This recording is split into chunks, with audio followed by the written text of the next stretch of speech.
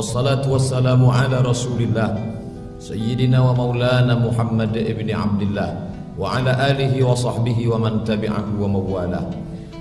Ashhadu an la ilaha illallah wahdahu la syarika lah wa ashhadu anna sayyidana Muhammadan abduhu wa rasuluhu la nabiyya ba'dah. Qala Allah ta'ala fil Qur'anil azim wa huwa asdaqul qailin. A'udzu billahi minasy syaithanir rajim. Ya ayyuhalladzina amanu taqullaha haqqa tuqatih wa la tamutunna illa wa antum muslimun. Wa qala ta'ala fi ayatin ukhra. Ya ayyuhalladzina amanu taqullaha wa qulu qawlan sadida yuslih lakum a'malakum wa yaghfir lakum dhunubakum wa man yuti'illaha wa rasulahu faqad faza fawzan 'azima. Ibadallah, usikum wa nafsi bi taqwallahi wa ta'atihi faqad fazal muttaqun. Hadirin jamaah Jumat yang dimuliakan Allah Subhanahu wa taala. Hari ini hari Jumat, di hari yang sama dalam tanggal yang berbeda, bangsa ini memproklamirkan kepada seluruh penduduk dunia bahwa dia bebas dari penjajahan. Kenapa yang dipilih hari Jumat? Kenapa bukan hari Selasa? Kenapa bukan hari Rabu? Ada apa dengan hari Jumat? Karena memang orang-orang yang mengumumkan kebebasan kita dari penjajahan Belanda, orang-orang kafir laknatullah alaihim ajma'in, itu adalah orang-orang yang religius, orang-orang yang agamis. Mereka bukan hanya sekedar para pejuang rasionalis, tapi mereka orang-orang yang beragama. Mereka tahu bahwa induk dari segala hari adalah hari Jumat, karena mereka percaya siang malam mereka bersaksi asyhadu an la ilaha illallah wa asyhadu anna Muhammadan Rasulullah. Muhammad sallallahu alaihi wasallam sudah mensabdakan bahwa hari itu ada satu hari dipilih oleh Allah, Sayyidul Ayyam, itulah dia hari Jumat. Mereka ingin bahwa kemerdekaan itu ditolong oleh para malaikat yang mengaminkan doa satu titik di hari Jumat. Hari Jumat diumpamakan seperti cermin, lalu di tengah cermin itu ada satu titik, ada satu doa yang mustajab. Maka selesai bendera itu dikibarkan, proklamasi dibacakan, Presiden Insinyur Soekarno mengangkat kedua tangannya, berdoa kepada Allah Subhanahu wa taala, diaminkan oleh mereka yang hadir saat itu. Foto gambar menjadi bukti sejarah, menjadi saksi bisu sampai hari ini bahwa mereka memang berdoa kepada Allah Subhanahu wa taala. Lidah mereka yang berdoa hari itu lidah-lidah yang dikabulkan oleh Allah Subhanahu wa taala. Karena Nabi SAW bersabda, di antara doa yang dikabulkan Allah adalah as-saim hatta yuftir, orang yang berpuasa sebelum ia berbuka. Presiden Soekarno, Wakil Presiden Muhammad Hatta, mereka yang hadir pada pagi Jumat itu semuanya dalam keadaan berpuasa, karena kita memproklamirkan kemerdekaan kita tepat pada tanggal 9 Ramadan 1364 Hijriah. Lalu hari ini orang berkata, apa bedanya 17 Agustus dengan 9 Ramadan? Bagi orang yang tidak mengerti agama, itu kan hanya penanggalan biasa. Tapi orang yang beriman kepada Allah, bertemu dua kemuliaan. Hari Jumat adalah Sayyidul Ayyam, induk dari penghulu pemimpin hari Jumat. Dan bulan Ramadan adalah Sayyidus Syuhur, induk dari segala bulan kemuliaan. Satu-satunya nama bulan yang disebutkan dalam Al-Quran, Syahrul Ramadan allazi unzila fihil Quran. Maka hari kemerdekaan kita bertemu dua Sayyidul Ayyam dengan Sayyidus Syuhur. Hari Jumat jatuh tepat pada bulan suci Ramadan. Hari ini anak-anak kita tidak lagi mengerti kapan kita merdeka. Mereka tidak lagi punya polesan agama. Tanpa sadar kita sudah mensekulerkan mereka. Kita sudah membuat mereka tidak mengenal agama. Mereka menganggap agama hanya untuk menikah di masjid, mati solat di jenazah di masjid. Ketika dia dicabut nyawanya, lalu dibawa jenazahnya ke masjid, disolatkan dalam masjid. Dia hanya 2 kali saja berislam. Saat lahir diakikahkan, saat menikah, setelah itu dia pun mati. dia tidak mengerti bahwa perjuangan negeri ini adalah karena rahmat Allah. Itu tertuang dalam preambul pembukaan Undang-Undang Dasar Republik Indonesia 1945. Kemerdekaan kita atas berkat rahmat Allah Subhanahu wa ta'ala, dan diiringi dengan keinginan yang luhur dari bangsa Indonesia.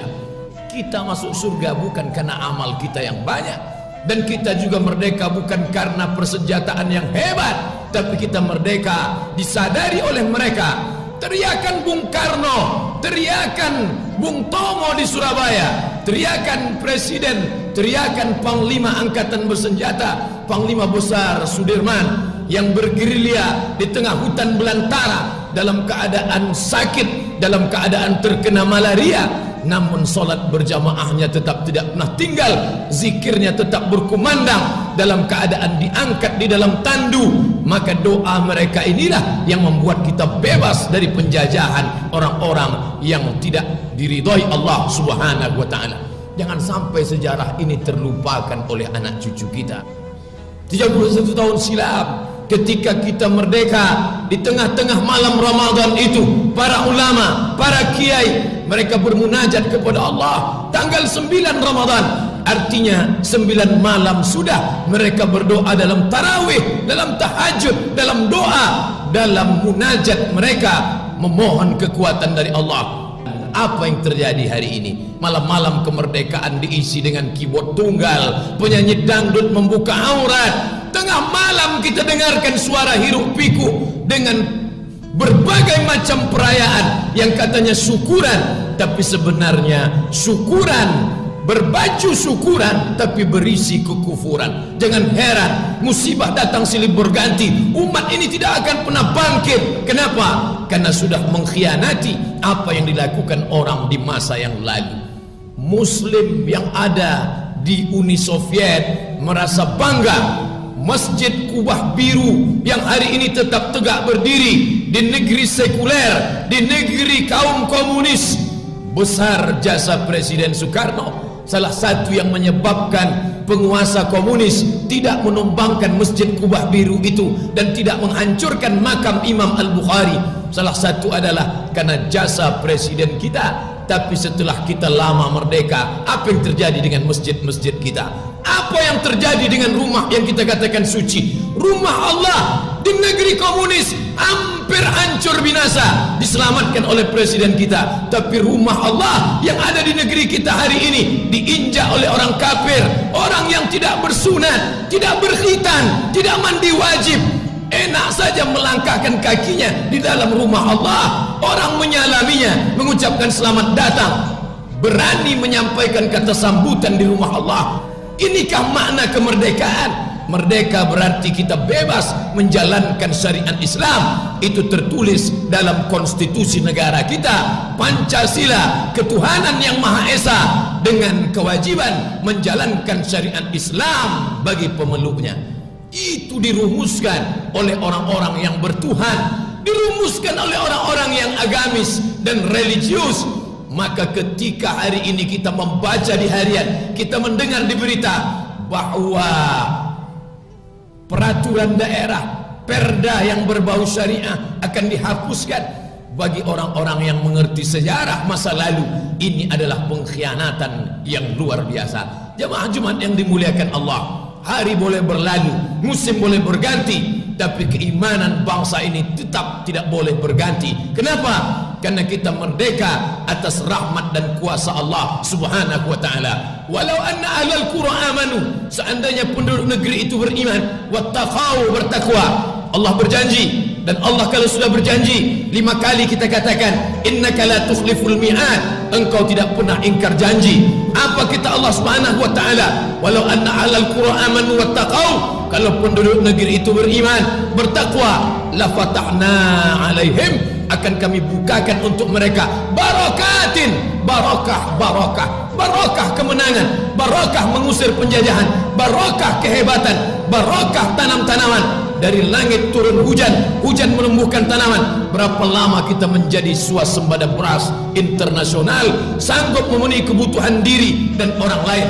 Tapi begitu laknat itu turun, walakin kazzabu, kalau mereka mendustakan ayat-ayat kami, mereka tidak bersyukur kepada kami, maka akhadnahum, kami cabut nikmat itu. Air tidak lagi mendatangkan tanaman yang hijau, air mematikan padi, air tidak lagi mendatangkan ikan, justru ikan yang ada di dalam keramba hanyut berserakan di tengah kolam laut dan sungai. Air tidak lagi mendatangkan rahmat, tapi berubah menjadi laknat. Bentuknya sama, tapi efeknya berbeda.